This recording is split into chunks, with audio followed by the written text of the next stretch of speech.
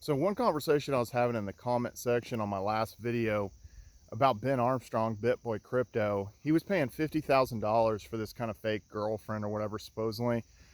And I've just seen this happen more and more and more and more. And you think, okay, BitBoy Crypto, he's not really in shape, isn't really kind of have the best look. He doesn't have this elite physique or anything like that.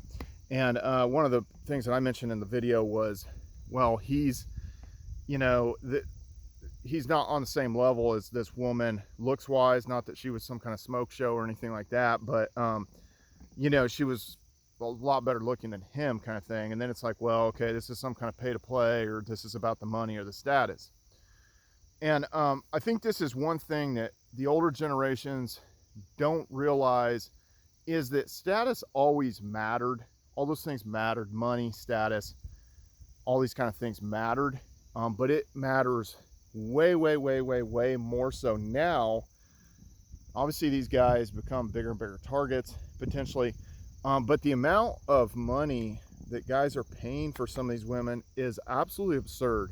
They wonder, well, why do, this generation, they don't want to work, this next generation, let's say Gen Z, or they might talk about the millennials like that, oh, they don't want to work, well, what is the reward when it's like, even like an NBA player like Zion Williamson, he was with this chick that was just, I mean, she was nothing. She just, to me, I mean, if I had to really rate her, it was like 6 out of 10. I mean, she just looked like she had this like just blown out BBL that she probably had done in Juarez, Mexico. I mean, it looked terrible, and it just looked like a botched job. She just wasn't hot. And he was paying $150,000 a month, cash money, sending it to on a Cash App and stuff. And he's an NBA player that obviously highly touted, prospect when he was in high school, and had the 1 year at Duke, and then one of the kind of most recognizable names of a young player in the NBA. And he's sitting there having to pay for it, and you're thinking, now what in the world? How does that make sense? Why would he have to be paying for it? And I think a lot of these guys, like Lamar Odom, talking about like all these women he was getting with, and then it's like, well, okay, you dig down in the story deeper, and it was a bunch of strippers, and it was all pay to play. You're thinking, okay, how many of these guys are paying for it? And that's a very long kind of conversation to sit there, like, when does it become pay to play? Because obviously, even if somebody's married for 10 years and they could be kind of paying into it, it could be very costly for them. Then they could ultimately get divorced, and that can be very costly. And obviously these men that out in places like California end up getting roped into paying alimony for life. They're essentially a slave or an indentured servant for their ex-wife, just because of the way the laws are set up there. And at what point does that become pay to play? I mean, it really cost them. It really cost them. So I think that is one of the things that, again, I would say, more like Gen Xers and like baby boomers, that they don't kind of understand what's happened to this previous generation. Almost like something was missing. This guy didn't meet these women. I'm going to tell you this: 98% of these women you could never commit to long term. There's just no way. And the thing is the way your game is patterned, it can end up being set up more for like, to keep her in the loop. And then as soon as she thinks that she has you or that you're into her, then it's like you've lost traction. Then she's disinterested, because mentally people want what they can't have. And because there's all these temptations of all these other people, they think that there's better around the corner. There's better. So it's always on the hunt. And that's one of the things that these previous generations don't understand. And then also with social media and with the dating apps and stuff, they create this avatar and this fictitious entity in their mind, because they have filters, they have makeup filters. If you go back to like the 1800s, I mean, they had the corsets and stuff like that. They might have like had some kind of like wire structured bra. They had those, I can't, like the bousette or whatever, I forget, it would make their butt look bigger. They had the high heels, they had all that kind of stuff. Well, they all have these kind of things now. They also have the digital filters. and they start believing that they look like the person that is there on social media with the makeup on and with these like digital filters on. They start believing that in their own mind. And then like at certain points deep down, they realize that they don't actually really look like that. And then they sit there and drink, you know, a bunch of wine or something like that and get wine drunk and cry themselves to sleep or something. So a lot of people are dealing with a lot of these kind of mental issues. Nobody's good enough, nobody's good enough, nobody's good enough. And, you know, the thing that has happened, especially in the United States and a lot of these other English speaking, whatever you want to say, Western countries or whatever you want to say, is the fact that it's become harder and harder and harder to get with your looks match, just because women, you don't have as much leverage, the men don't have as much leverage, because the women are oftentimes able to make just as much or maybe even more money than the men, so they lose their leverage from this kind of like provider standpoint. And you know, one of the things that I've learned over time is that you unfortunately, and for the most part, nobody wants to play these games. But the unfortunate thing is you have to be a guy that's like willing to walk away. And when you lose that ability, like if you're cohabitating or you're married to the chick and she lives with you, you've lost that ability. You can't walk away as easily. And she knows that. She knows she has more leverage on you, and the leverage dynamic changes.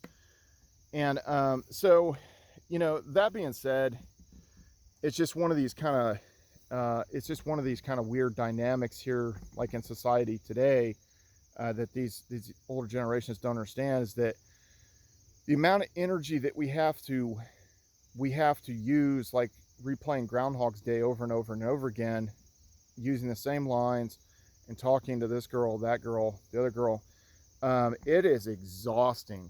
It is exhausting. And a lot of guys will say, well, you know, focus on your purpose, get your money up, get all this other stuff, don't focus on women, and then they're going to come to you when you arrive at the, you know, you arrive at the pinnacle, or you know, you create all this and stuff. And that is just not true. It is absolutely not true. If you're not actively out there in some sort of pursuit, or you're putting yourself out there, you know, again, I go back to the Zion Williamson thing. He was paying $150,000 a month for this blown out hood rat. You know, you're just thinking, what? This is absurd. You're an NBA player. But again, when he had the money and the status from so early, his game never really developed like it typically would have if you didn't have that much money and that much fame. So it's like, to really have like kind of like elite game, overall game, you really would have had to been like somewhat broke at some point, and really be able to utilize like other solutions to sort of attract money, or to attract women.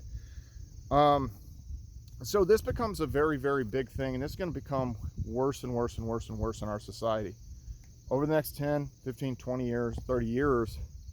This is only going to get worse. It is not going to get better, because, you know, I've even seen these videos where these guys who are millionaires, and, you know, potentially like not just like millionaires, but, you know, very successful, they have status, they have money, and they sort of in this hopeful situation. Oh, I hope I find a wife someday, and I want to do this and everything. And it's just what they're hoping for is becoming harder and harder and harder and harder. And it's actually become harder after the whole scamdemic, and that's been a very divisive thing that's caused a lot of issues. Now, one of the things that I learned up in Canada, the Canadian women on average are hotter than American women, 100%. They're definitely hotter.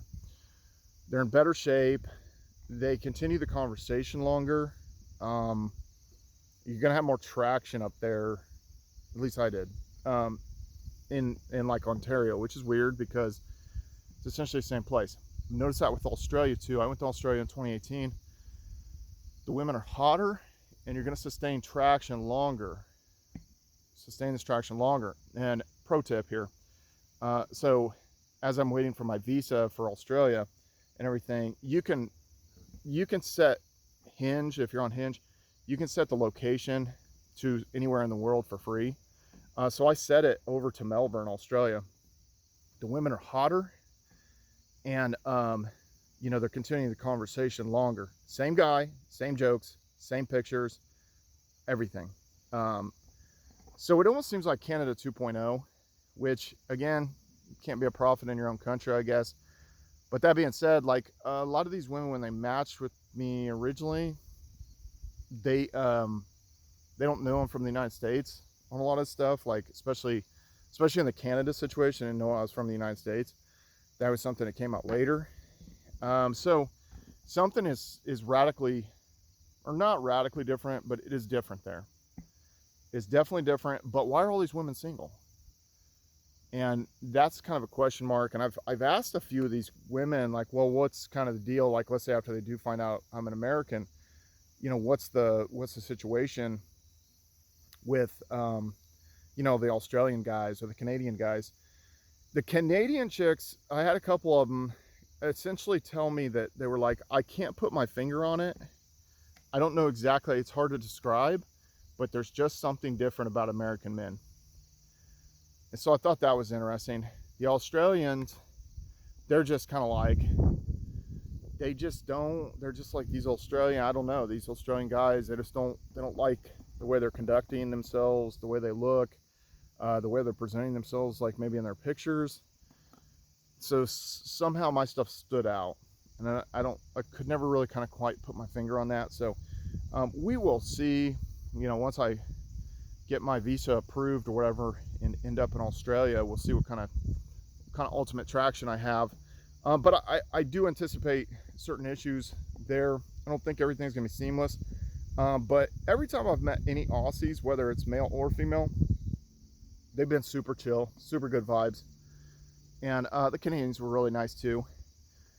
The Americans, the American women, man, just, yeah, a lot of problems here. So anyway, guys, what do you think about that?